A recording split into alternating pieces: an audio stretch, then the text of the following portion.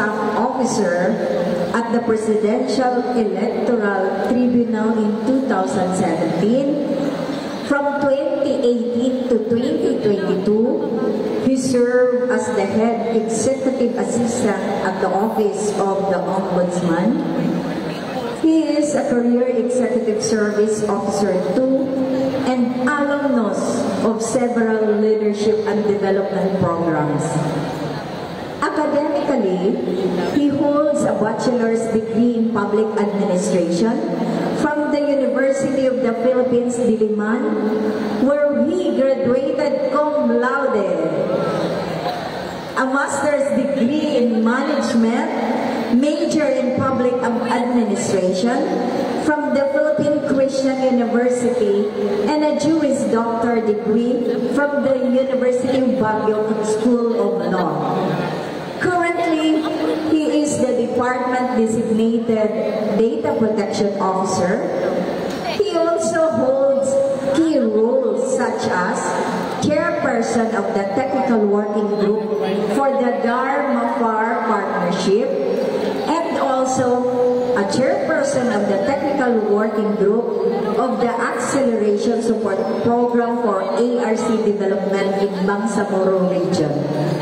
With such an impressive track record in both government and leadership, mga kauban ko sa agrarian, atong mga pinalanggang benepisyaryo, tabangi ko sa pagpakpak sa atong sunod nga Speaker, Undersecretary Joseph Angelo S. Martirez, the Undersecretary for Support Services Office of the Department of Agrarian Reform.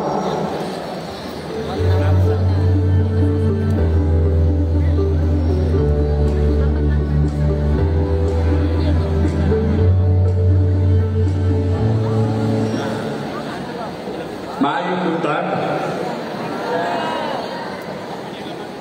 Kung ano man po ang sinabi ni Ma'am Seni, hindi ko rin po naiintindihan masyado yung mga bagay-bagay.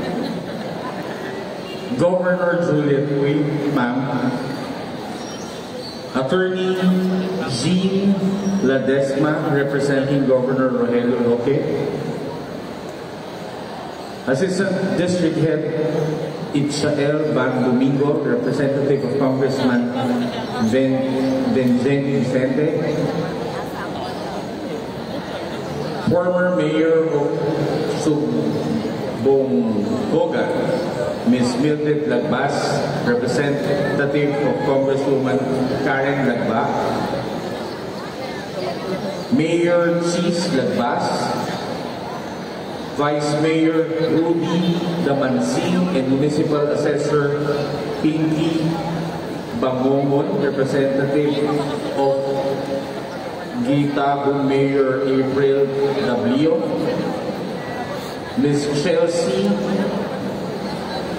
Dakamala, representative of Laguindian Mayor Roy Mahua.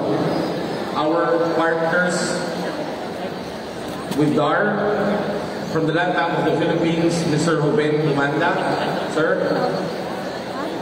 DENR Representative Engineer Arnulfo Magadan, sir. Our friends from COA, Mr. Salvador Calam, magandang hapon po. Our friends from the Land Registration Authority, Mr. Galberto Carillo, Dr. Lenny Anasco, kumusta po ma'am? Of course, ang katulad ko, heavyweight ng Department of Agrarian Reform, ang aking partner Amihilda Sangkoban, Yusek, ang Yusek namin, Attorney Kaysel Celeste, ma'am, para dun sa mga binata dyan, dalaga pa po si attorney. At sabi nga ni Secretary, tumatanggap po kami ng biodata. Of course, our wonderful host, ang pride ng region na to, at totoo, isa siya sa pinakamagandang regional director ng region na to. Kasi magagalit yung iba. Dati siyang binibining agraryo, hindi ko lang alam kung anong taon.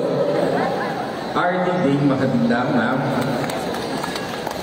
Arda Seni, Fabe, Ardo Abduladino, Ardo Norberto Dakian, our paros, all government officials here that I failed to mention, maayong buntag at isang mapagpalayang araw po sa ating lahat.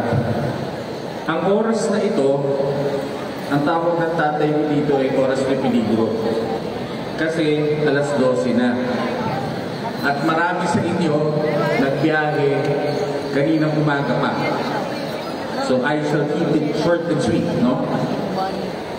Ang pagkatanggap ng titulo na hawak niyo ngayon ay napakahalaga. Ito ay katapusan ng isang mahabang paglalakbay niyo. Isang simbolo ng pag-asa at pangako ng isang mas magandang kinabukasan.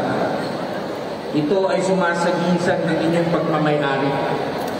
Sagisag ito ng dignidad at potensyal sa ano pang pwedeng mangyari sa hinaharap. Mahalagang maunawaan nyo ang kahalagahan ng titulong hawak nyo. Pero, hindi pa po ito ang finish line. Hindi ho nagtatapos sa titulong yan ang responsibilidad ng gobyerno para sa inyo. Ito ay simula lamang ng isang bago at pantay na yugto sa ating buhay. Alam niyo po kasi, ang sabi sa akin ng sekretary, ang tunay na tagumpay ng reforma sa lupa ay nakasalalay sa patuloy na pagbibigay ng komprehensibong serbisyo at suporta sa mga binigyan ng titulo. Sa paglalakbay po natin ito, sa tunay na pag-unlad, mayroong isang pundasyon na mas magpapalakas sa ating lahat. At ang tawag nga nila dito ay ang pag-oorganisa natin ang tinatawag na Agrarian Reform Beneficiary Organizations. Nataon po kasi na ako po ang sector head ngayon ng Support Services Office ng Department of Agrarian Reform. At napakahalaga ho na i-organize natin ang ating mga sarili bilang isang organisasyon. Ang bawat benepisyo na matatanggap nyo at bawat benepisaryo na masasama sa grupong ito ay magkakaroon ng mas malakas na boses. Mabibigyan kaagad kayo ng mga suporta na hindi na ibibigay sa ibang grupo. Bilang isang grupo, mas malaki at mas madali po na pararating ang tulong ng gobyerno kung kayo po sama-sama. Pangalawa,